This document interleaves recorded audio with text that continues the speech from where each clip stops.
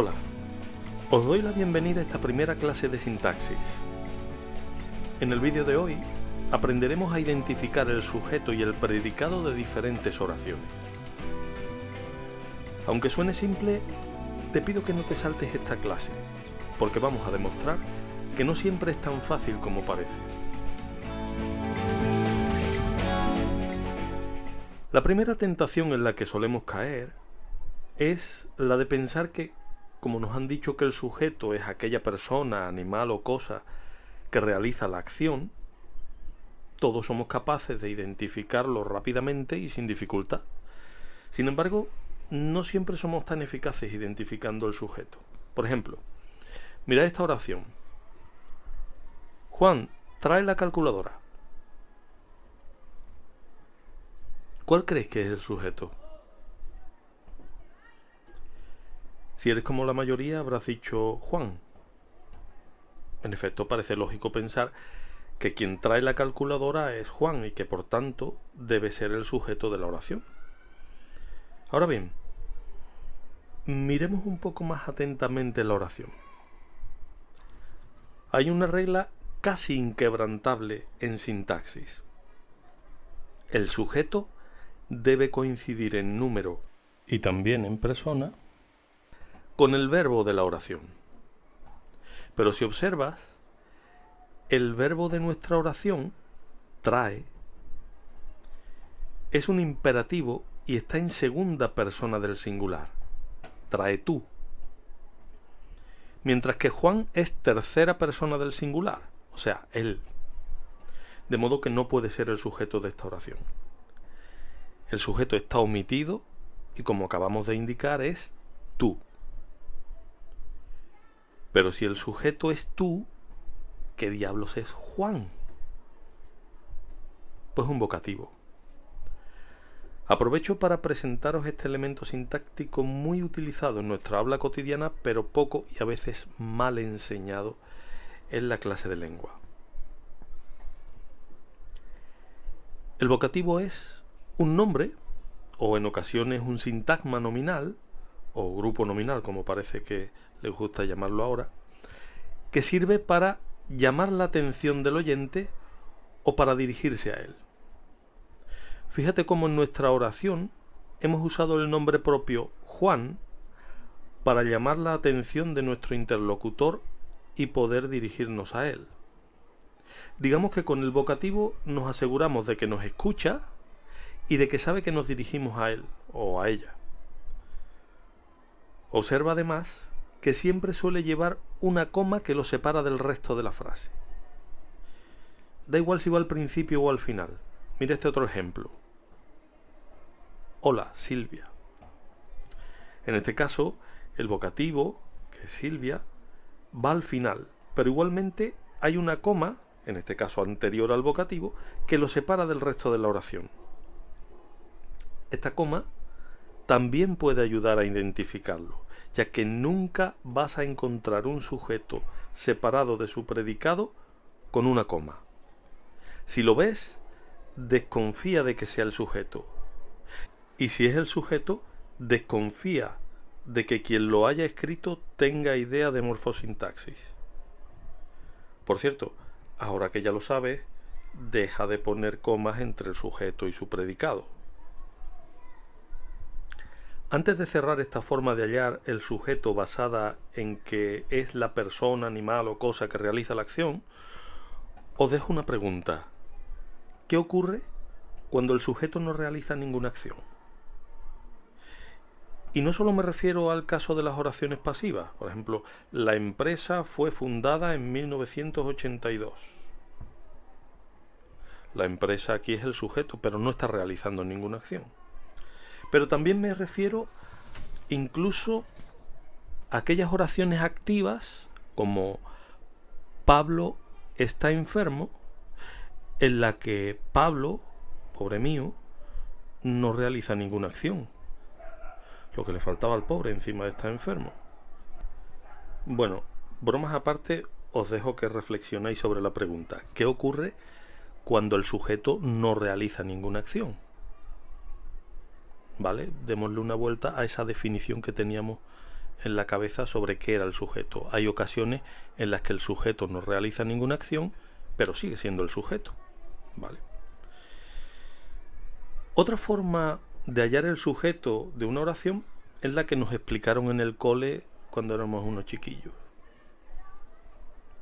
Nos decían, pregúntale al verbo. Y yo también lo hacía.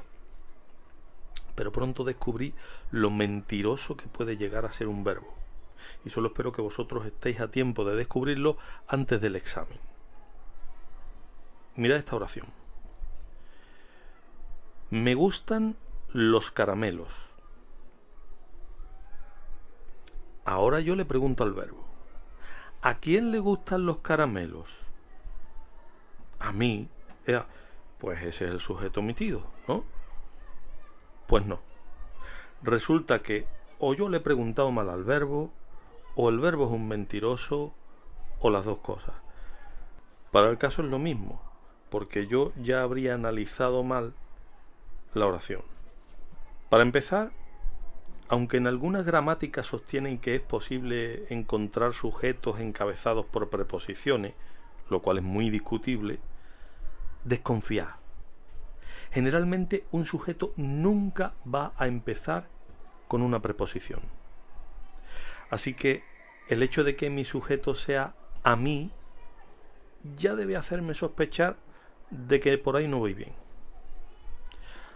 A lo mejor, o más bien a lo peor, te dio por decir que el sujeto no es a mí, sino que soy yo, que es la persona a la que le gustan los caramelos. Pues bien, tampoco estaríamos en lo cierto. Y es que volvemos a ver que hay una discrepancia, una discordancia entre la persona del sujeto, que equivocadamente creemos que es yo, es decir, la primera persona del singular, y la persona del verbo, que es gustan y que está en tercera del plural.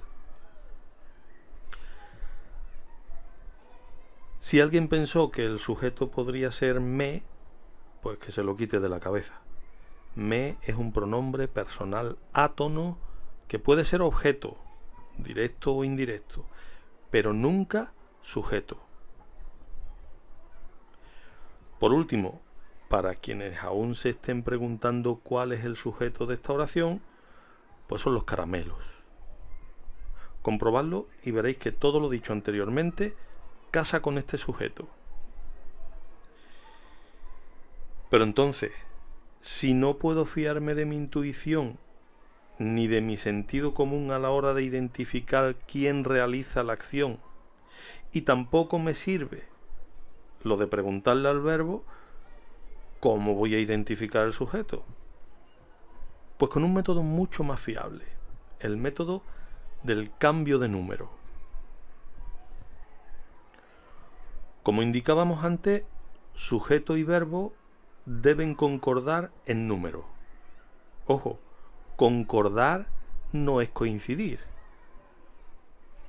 Por ejemplo, ellos conocen las reglas. Aquí, tanto ellos como las reglas coinciden en número con el verbo, pero solo uno de ellos concuerda con él.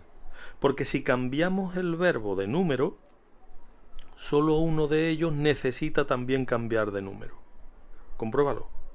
Cambiamos el verbo conoce y automáticamente tenemos que cambiar también el número del sujeto,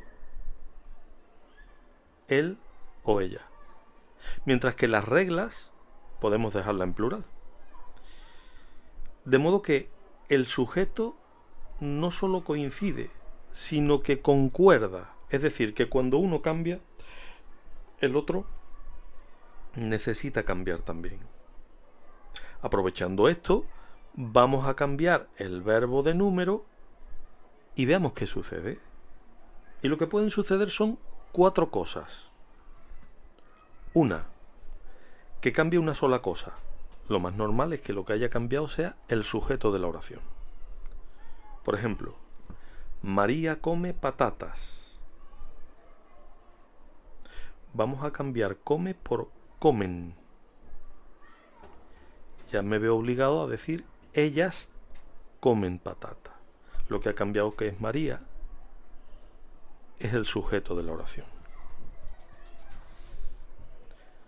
Segunda cosa que puede ocurrir. Cambia más de una cosa. En el caso de que cambien más de una cosa, una de ellas evidentemente sigue siendo el sujeto, la otra puede ser un atributo o un predicativo, dependiendo de si la oración tiene un verbo copulativo, en ese caso sería atributo, o un verbo predicativo, en cuyo caso sería un complemento predicativo.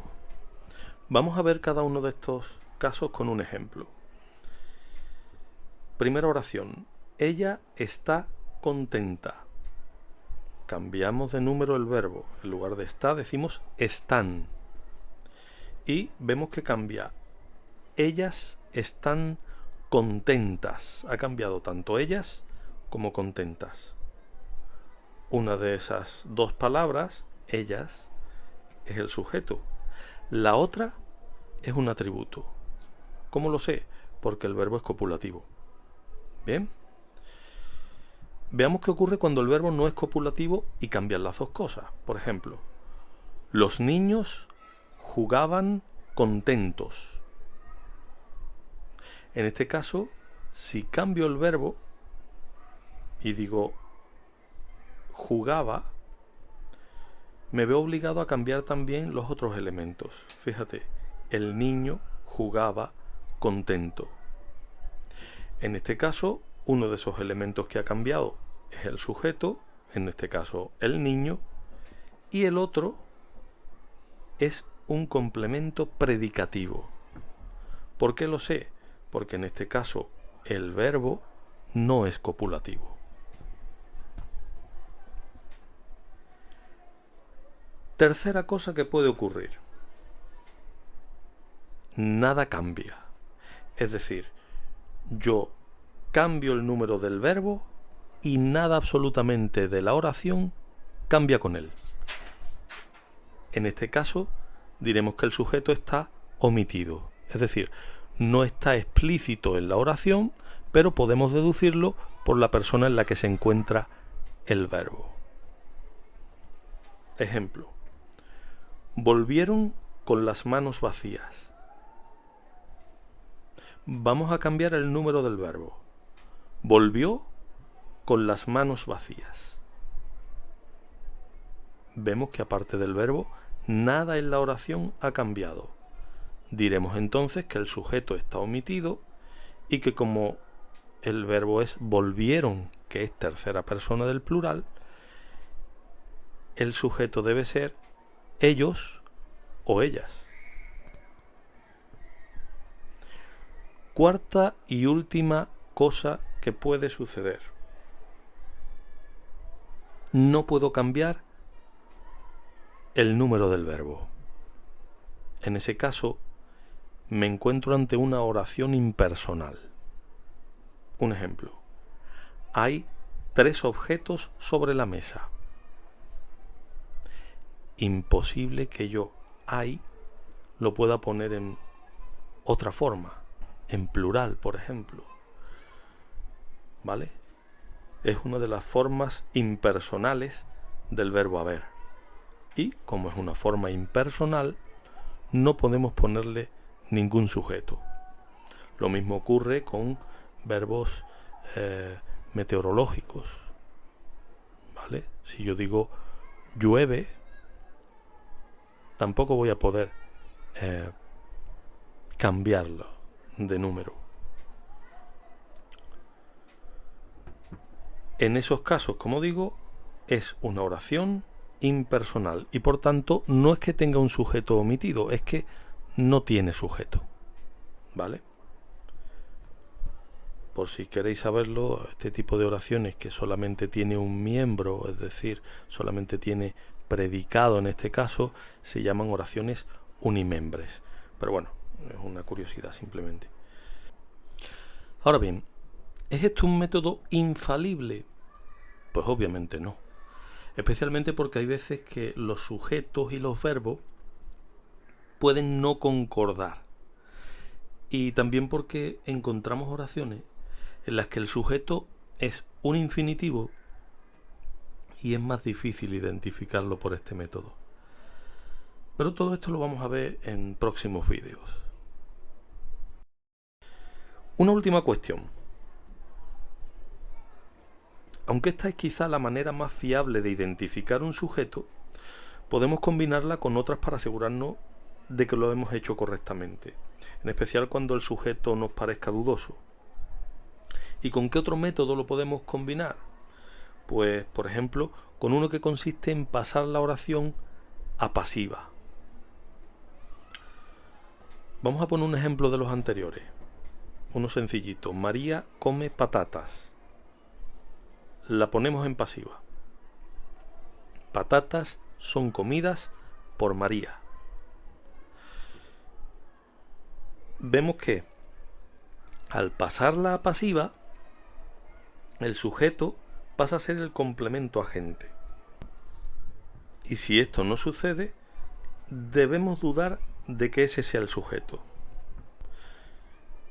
Yo entiendo que este método es algo más complicado y por eso es mejor usarlo solo cuando sea necesario y sobre todo cuando dominemos el cambio de oración activa a oración pasiva.